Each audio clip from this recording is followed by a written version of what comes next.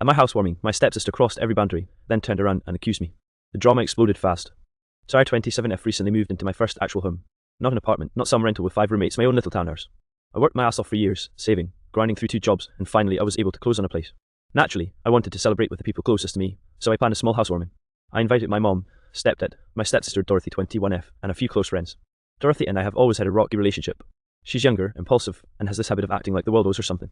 Still, I wanted to be nice and include her because, well, family. The housewarming started off well. My mom brought her famous spinach dip, my friends helped me set up a playlist, and everyone was drinking wine and checking out the new place. People complimented the exposed brick in the living room, the little balcony off my bedroom, all that. But Dorothy walked in like she owned the place. She immediately started poking around. At first it was just, oh wow, your closet is huge or you have so much counter space, I'm jealous. But then she started actually opening drawers, flipping through my books, and at one point I caught her in my bedroom going through my nightstand. Oh, Dorothy, can you not? I said, standing in the doorway. She gave me this fake sweet smile. Relax, I'm just looking, you don't have to be so uptight. I brushed it off and tried to steer her back to the party. But I noticed the look my mom gave me like, here we go again. The night went on and more people showed up. At one point, Dorothy took it upon herself to give a tour of my house without asking me. She was leading my friends and even some people she didn't know into my bedroom, my bathroom, everywhere.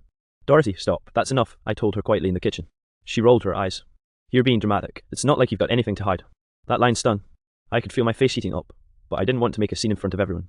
Later, when things had calmed down, I noticed something even weirder. My jewelry box was slightly open, and a necklace my late grandmother gave me wasn't where I left it. I panicked and started looking through it discreetly. Dorothy must have noticed, because suddenly she loudly said in front of everyone, "Are you seriously checking your stuff because you think I stole something? Well, that's messed up." Everyone went dead silent. My stepdad looked confused, my mom looked horrified, and my friends glanced at each other awkwardly. I didn't say that, I stammered. I gestured. Dorothy cut me off. You're accusing me of stealing in front of everyone. Do you know how humiliating that is? Except I hadn't accused her. Not out loud. Not to anyone. She twisted it so fast, I barely had time to breathe. And just like that, the entire vibe of the housewarming shifted. The second Dorothy dropped the accusation, I swear the whole room turned into a pressure cooker. My stepdad cleared his throat like he wanted to intervene, but he didn't. My mom just kept shaking her head like she was caught between defending me and not making Dorothy look bad. Meanwhile, Dorothy crossed her arms and went into full victim mode. I can't believe you'd humiliate me in front of your friends, she said, voice breaking just enough to make it sound like she was about to cry. I wanted to scream. Dorothy, I didn't accuse you of anything. I never said you stole. I just noticed something was missing. But she pounced. So you did think I stole it? She raised her voice, and now everyone was staring at me like this was some courtroom drama. One of my friends, Mark, tried to lighten the mood. Hey, come on, nobody said that. Let's just chill.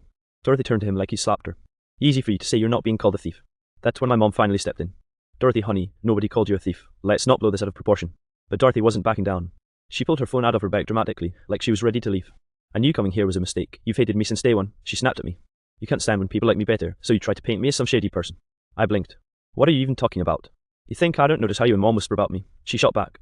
You think I don't see the way you roll your eyes whenever I speak? At this point, everyone was dead silent. My housewarming had officially turned into a live episode of Family Feud. I tried to take a deep breath.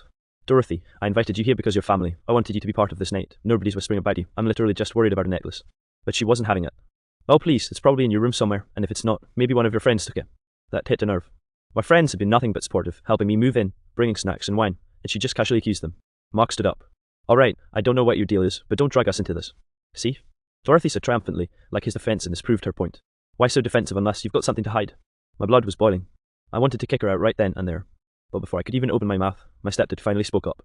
Dorothy, enough, he said firmly. His tone startled everyone because he almost never raises his voice. This is not about you being attacked, this is about you respecting boundaries, and you've cost more than a few tonight. Dorothy's face twisted. She looked like she wanted to argue, but instead she turned on the waterworks. Full-blown crying, clutching her bag like she was about to storm out. And that's exactly what she did, ran out the front door, sobbing like she was the tragic heroine in some movie. Everyone just stood in the heady silence she left behind. And I was left wondering, did she actually take my necklace, or did I just lose it in all the chaos? After Dorothy stormed out, the room felt hollow. Like someone had sucked the energy out of it. My friends tried to chatter casually, but he could feel the tension thick in the air. My stepdad and mom exchanged those long, what now, looks, and I couldn't stop thinking about the necklace. I excused myself and went to my bedroom, checking every corner, every drawer. My heart was racing. It has to be here somewhere, I thought. I rifled through the jewelry box again, then opened a small locked drawer in my dresser. Nothing. My grandmother's necklace was gone. I froze. For a second, I wondered if Dorothy really had taken it. The thought made me sick. She'd just waltzed in, crossed every boundary, and now this. But then I remembered the small box on my nightstand I'd left open earlier. I opened it fully this time and there it was. My necklace had slipped behind some stacked letters. I sighed in relief, but my stomach twisted when I realized the damage Dorothy had already done. By the time I returned to the living room, my mom and stepdad were trying to calm my friends. Look, Dorothy's emotional, my mom said softly. Just ignore it for now, don't feed into her. I shook my head. Mom, she falsely accused me in front of everyone. This wasn't just emotional, it was humiliating, and I don't want this to get swept under the rug. Mark chimed in. Honestly, it seemed like she just wanted attention. She didn't even think twice about dragging everyone into this. That's when my stepdad leaned forward, rubbing his temples. Dorothy's boundary issues are known, but you two need to talk later. For tonight, try not to escalate anything. I wanted to argue, but I knew he was right. I had to salvage what was left of the evening. I grabbed my wine glass and sat back, trying to enjoy the small group that was left, but every laugh felt hollow. An hour later, my phone buzzed. It was a text from Dorothy. "I can't believe you went through my bag. You know you can't trust anyone in this family." I blinked at it. My bag? She meant the nights I had caught her going through earlier. My hand shook a little as I typed back. "I didn't touch your bag. You were going through my drawers and my bedroom." No reply. Of course she wouldn't admit it. Later, my mom suggested we all sit down for heart-to-heart. She said, "Dorothy's young. She sometimes doesn't realize how her actions come across. Maybe this is a wake-up call." I wasn't sure if I could calm my anger that easily, but I nodded. I didn't want this housewarming to end with everyone upset at me. And besides, I now had my necklace back. The night ended quietly, people trickling out with polite goodbyes. Dorothy didn't come back.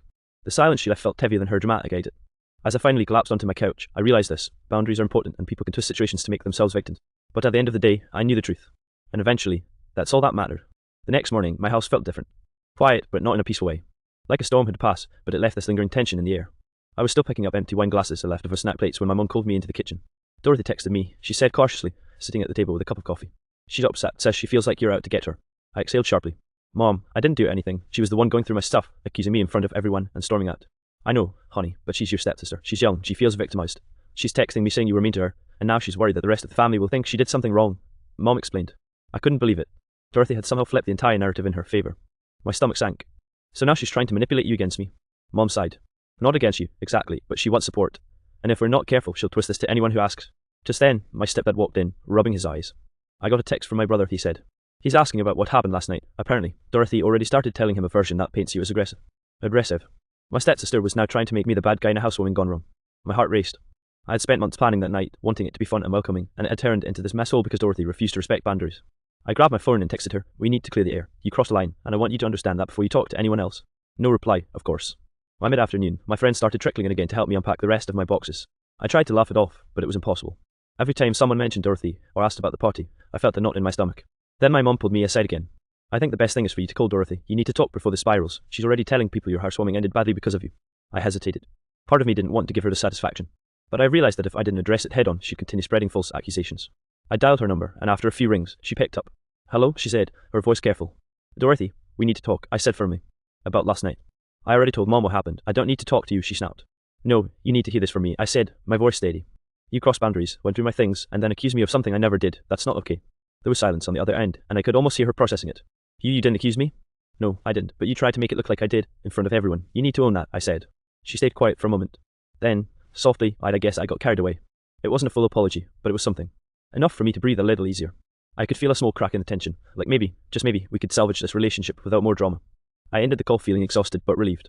The necklace was back, the truth was still mine, and at least Dorothy knew I wasn't going to let her rewrite reality. A week later, my mom suggested we have a small family dinner. She thought it might help smooth things over with Dorothy. Honestly, I was skeptical. After the housewarming debacle, I wasn't sure if I could handle another dramatic display. But I also didn't want this feud to fester. Dorothy showed up about 20 minutes late, her hair in a messy bun, wearing a hoodie like she wasn't expecting a confrontation. She didn't meet my eyes when she walked in, and I could already feel her tension radiating. "Hey," I said cautiously, trying to keep my tone neutral. "Hi," she mumbled, shoving her hands in her hoodie pocket. My stepdad cleared his throat. "Dinner's almost ready. Why don't we sit down?" We all filed into the dining room. Mom had cooked a simple meal, roasted chicken, mashed potatoes, and roasted veggies. The smell was comforting, but the atmosphere was stiff. Dorothy sat across from me, arms folded, occasionally glancing at my mom and stepdad like she was looking for backup. I decided to address it directly. "Dorothy, about the housewarming, I want to make sure we're on the same page." She lifted her eyes to meet mine, wary. I guess I overreacted. I raised an eyebrow. He stormed out, accused me of humiliating you, and tried to tell everyone I was the one in the wrong. That's more than a little overreacting. Her shoulders slumped. "I know, I felt like everyone was judging me." "Dorothy," I said, softening a bit, "nobody was judging you, but you crossed boundaries. You went through my personal stuff, and that's not okay. You need to respect people's space, even if you think it's harmless." She nodded slowly. I get it. I didn't mean to accuse you. I just panicked." I sighed. "Okay, I appreciate that, but it's important you actually say it next time instead of twisting the story." There was a long silence, and for a moment, I wasn't sure if she'd respond. Finally, she said quietly, "I'm sorry for making you look bad." My stepdad let out a small sigh of relief. "Good, now let's eat before this food gets cold." Dinner went on more smoothly than I expected. Dorothy was quieter than usual, but at least she wasn't causing drama. Mom kept the conversation light, asking about work and friends, and my stepdad chimed in with his usual dry humour. After dessert, Dorothy lingered. "I'll try to, I don't know, not freak out next time," she admitted. "That's all I ask," I said.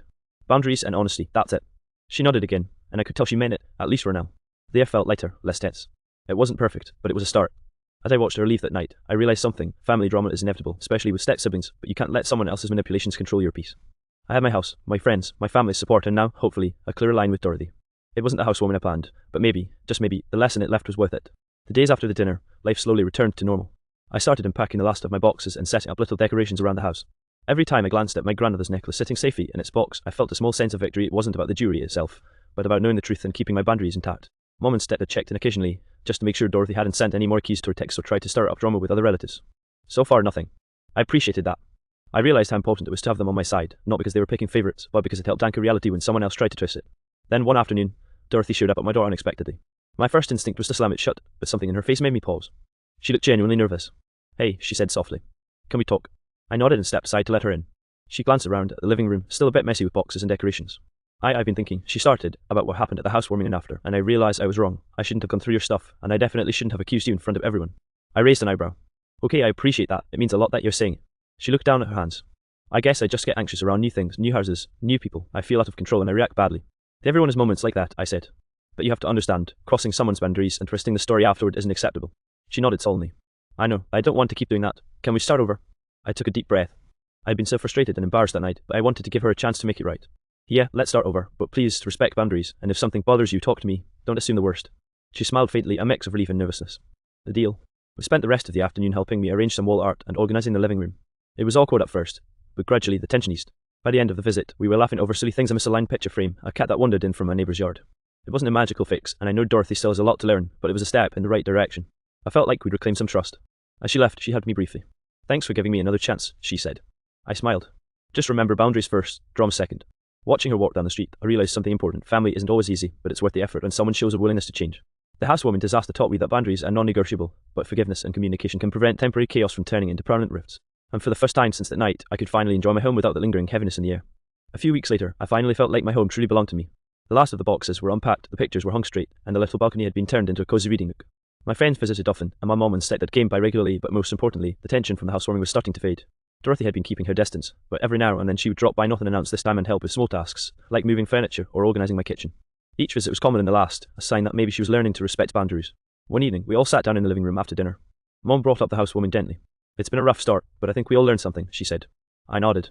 Yeah, I realised that clear communication is everything, and also that I need to stand up for my space without feeling guilty.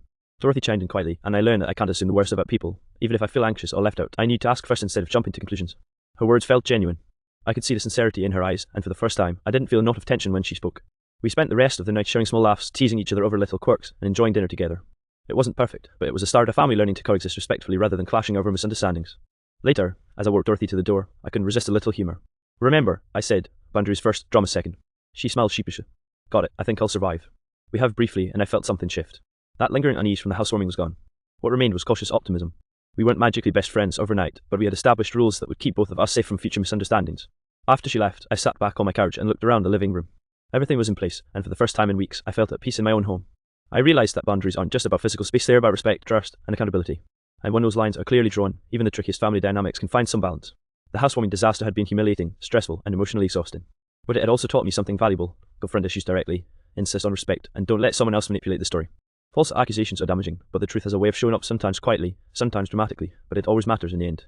And with that, I finally allowed myself to enjoy my home, my family, and even my stepsister's company carefully, cautiously, but without fear.